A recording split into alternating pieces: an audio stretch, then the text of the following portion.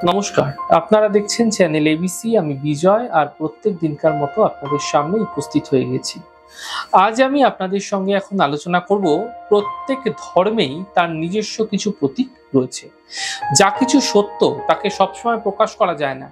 প্রতীক সেই সত্যকে প্রকাশ করে যাকে অক্ষর দিয়ে প্রকাশ করা যায় না। পরম সত্যকে কখনো ইন্দ্রিয় দ্বারা ব্যাখ্যা করা যায় না, তাকে অনুভব করতে হয়। যেমন হাওয়া প্রবাহিত হয়, তাকে আমরা দেখতে পাই না, কিন্তু তাকে আমরা অনুভব করে চলি। তাই চরম সত্যকে অনুভব করার জন্য আমাদের উচ্চতর জ্ঞানলাভ আমাদের অবশ্যই প্রয়োজন। সনাতন ধর্মে বিভিন্ন প্রতীকের মধ্যে দিয়ে দৈবী সত্তাকে সাধারণ মানুষের কাছে পৌঁছে দেয়। তাই প্রতীকের মধ্যে রয়েছে এমন কিছু আধ্যাত্মিক অন্তর্নিহিত অর্থ, যা সাধক প্রথমে প্রতীকের মধ্যে দিয়ে পরম পিতাকে আরাধনা করে থাকে। তারপর আধ্যাত্মিক উন্নতির সঙ্গে সঙ্গে তার মানসিক পরিবর্তন আসতেও দেখা যায়। তিনি তার আরাধ্যকে প্রতীকের মধ্যে দিয়ে কিন্তু অনুভব করতে পারেন। সনাতন ধর্মে দু রকমের প্রতীক আছে, শব্দ প্রতীক, সাকার প্রতীক। এই প্রতীক সম্বন্ধে আজ আমি আপনাদের সঙ্গে এখন মুখ্যত আলোচনা করব। প্রথমে বলবো, আপনাদের ভীষণ পরিচিত, আপনারা স্ক্রিনে দেখতে পাচ্ছেন ওম সিম্বল। এই সিম্বল মূলত ওম উচ্চারণ অত্যন্ত পবিত্র বলে মানা হয়ে থাকে আমাদের সনাতন দেবদেবী বা হিন্দুদের মতে। ঈশ্বরের তিনটি কর্মস্থিতি, ঈশ্বরের তিনটি কিন্তু স্থিতি আছে, সেটা হচ্ছে তিনটি কর্মস্থিতি। সেটা হচ্ছে, একটা হচ্ছে সৃষ্টি, একটা স্থিতি, একটা বিনাশ। এই তিন কার্য সম্পন্ন করার জন্য তিন দেবতার সৃষ্টি করেছেন। এনারা হলেন ব্রহ্মা, বিষ্ণু এবং মহেশ্বর। অন্যান্য সকল দেবদেবী এনাদের আন্ডারেই কিন্তু চলতে থাকেন। তাই ওম অর্থাৎ এই তিন অক্ষরে দেবতার শক্তির পরিচয় পাওয়া যায়। অ হচ্ছে সৃষ্টির সূচক ব্রহ্মা, উ হচ্ছে স্থিতির সূচক বিষ্ণু, এবং ম হচ্ছে বিনাশের সূচক শঙ্কর। ইংরেজিতে গড বলে থাকি, জিতে জেনারেটর, ওতে অপারেটর এবং ডিতে ডিস্ট্রাক্টর অর্থাৎ বিনাশ। ওম উচ্চারণ করলে শারীরিক এবং মানসিক শক্তির সৃষ্টি হয়, মনে একাগ্রতা আসতে দেখা যায়। ঘট, আমরা পুজোর সময় ঘট আমরা কিন্তু পেতে থাকি। তো পুজোর সময় ঘট স্থাপন কেন করা হয়? ঘট হচ্ছে মঙ্গলের চিহ্ন। যে কোনো পুজো, মাঙ্গলিক অনুষ্ঠান, গৃহপ্রবেশ ইত্যাদি অনুষ্ঠানে কিন্তু ঘট স্থাপন করা হয়। ঘটের মধ্যে আম্রপল্লব, বেলপাতা, ফুল ইত্যাদি দিয়ে ব্রহ্মা, বিষ্ণু ও মহেশ্বরের পুজো হয়। বেলপাতা হলো ব্রহ্মা, বিষ্ণু ও মহেশ্বরের প্রতীক। তাই মানব জীবনকে ঘটের সঙ্গে তুলনা করা হয়। তাতে রয়েছে জল, জল হলো জীবনের প্রতীক।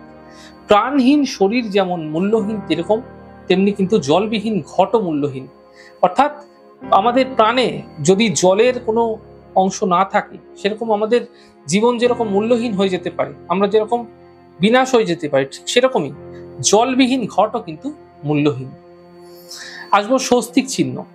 স্বস্তিক চিহ্নের ক্ষেত্রে বলবো, দেখুন, স্বস্তিক চিহ্ন আপনারা গৃহে অনেকেই কিন্তু এঁকে থাকে। বিভিন্ন পুজো আর্চার সময় আপনারা বিভিন্ন স্টিকারও কিন্তু স্বস্তিক চিহ্ন লাগিয়ে থাকে। তবে স্বস্তিকের অর্থ হচ্ছে সুঅস্থি, অর্থাৎ শুভ অস্তিত্ব। এর মধ্যে সকল ধর্মের মানুষের কল্যাণ নিহিত রয়েছে।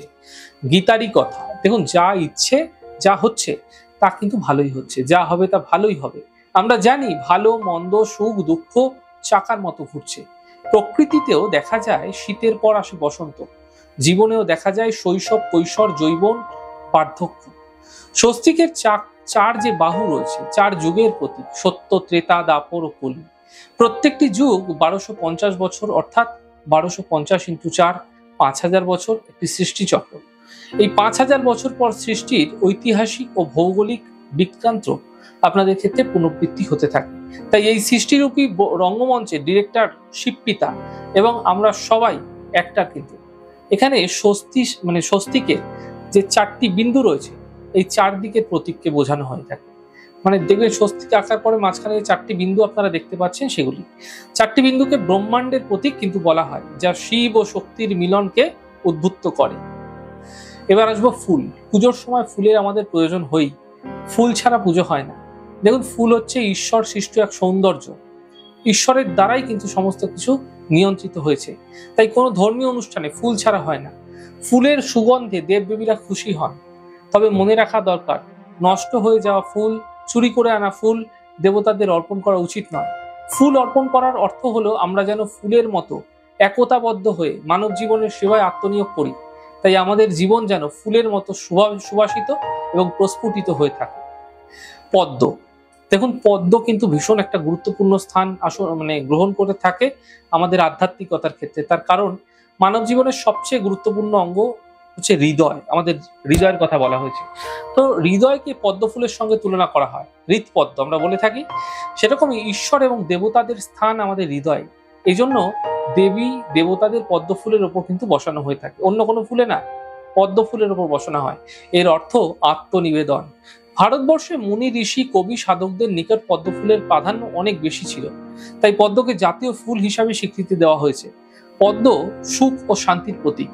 পদ্ম জল ও স্থল উভয় জায়গাতে কিন্তু জন্মায়, তাই পদ্ম পাকে কিন্তু জন্মিয়েও পদ্মের গায়ে কিন্তু কোনো পাক লাগে না। এর মাধ্যমে বোঝানো হয়েছে আমরাও যেন সংসার রূপী পাকে থেকে নিরাসক্ত অর্থাৎ নির্মোহী জীবন যাপন করি।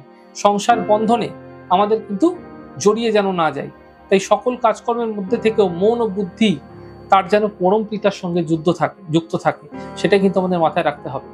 সুতরাং আপনারা বুঝতেই পারছেন যে প্রত্যেকটি জিনিসের আমরা যেগুলি দিয়ে পুজো উপাসনা করি, যে সমস্ত সিম্বলগুলি বা যে সমস্ত জিনিসগুলি, সেগুলির প্রত্যেকটা কিন্তু একটা আলাদা আলাদা বিশেষত্ব আধ্যাত্মিক ক্ষেত্রে রয়েছে। যেমন ধরুন প্রদীপ, আপনারা পুজো দিতে বসলে প্রদীপ প্রত্যেকেই জ্বালান। যে কোনো ধর্মীয় অনুষ্ঠানে প্রদীপ জ্বালানোর প্রথা আছে। আমাদের শরীরে যে 5 তত্ত্ব দ্বারা তৈরি, তার মধ্যে অগ্নি হচ্ছে অন্যতম। অগ্নিদেবের প্রতীক হচ্ছে প্রদীপ। অগ্নি হলো জ্ঞানের প্রতীক। ঈশ্বর জ্ঞান রূপেই সর্বত্র বিরাজমান। ঈশ্বর আমাদের মনের অন্ধকার দূর করে আলোর রাস্তা দেখান। তাই প্রদীপের শিখাকে আত্মার সঙ্গে তুলনা করা হয়। আত্মা ও পরমাত্মা উভয় কিন্তু জ্যোতিস্বরূপ। দেব দেবীদের রূপ আছে, কিন্তু ঈশ্বর জ্যোতিস্বরূপ, তাকে দেখার জন্য দিব্যচক্ষু প্রয়োজন। জ্বলন্ত প্রদীপ আত্মজ্যোতির প্রতীক। ভেতর থেকে, অন্তর মন থেকে কিন্তু আমরা একে অনুভবের মাধ্যমে আমরা দেখতে পারি। আমরা খালি চোখে কখনোই দেখতে পাবো না। ধুনো, পুজোর সময় আমরা ধুনো অনেকেই ব্যবহার করে থাকি। ধুনো হচ্ছে বৈরাগ্যের প্রতীক। আমাদের ষড়রিপু কাম ক্রোধ লোভ মোহ ঈর্ষা ও অহংকার, এই যে ধুনো আছে, এই ধুনোরূপী আগুনে ভস্মীভূত করা হয় এই সকল জিনিসগুলি, আমাদের ষড়রিপুগুলি। এভাবে প্রতীকের আধ্যাত্মিক তাৎপর্যগুলো আজকে আমি বললাম, এবং এগুলো বুঝতে পারলে ঈশ্বরের যে আরাধনা, সেগুলি কিন্তু আরো বেশি আপনারা ভালো করে করতে পারবেন। আমার মন সমাহিত করতে পারবেন, অর্থাৎ আপনি যে মনটাকে ঈশ্বরের কাছে দিতে চাইছেন, আপনার মনটা সেটা দিতে পারবেন। এর দ্বারা আমাদের আধ্যাত্মিক উন্নতি হবে এবং পরম সত্যের দর্শন লাভ হবে। তাই আপনাদের ক্ষেত্রে বলছি যে এই জিনিসগুলো প্রকৃতভাবে যদি সঠিকভাবে জানা যায়, তাহলে কিন্তু আপনাদের ঈশ্বরের মন আরো বেশি গভীর হবে। কারণ যখন আমরা যে কোনো জিনিসকে জানতে পারি, তার প্রতি ভালোবাসা, গভীরতা অনেক কিন্তু বেড়ে যায়। তাই এগুলি জেনে নিয়ে আপনারা পুজো আচ্ছা করুন, এতে আপনাদের ক্ষেত্রে আরো বেশি লাভ মিলতে আপনারা দেখতে পাবেন। আমাদের এই ছোট ছোট আলোচনা কেমন লাগছে আপনাদের অবশ্যই লিখে জানান। যদি ভালো লেগে থাকে লাইক করতে ভুলবেন না, কমেন্ট করতে ভুলবেন না, শেয়ার সাবস্ক্রাইব করতে ভুলবেন না। অনেক ভালো থাকুন, সুন্দর থাকুন, সুস্থ থাকুন। আগামী পর্বে দেখা হবে। নমস্কার।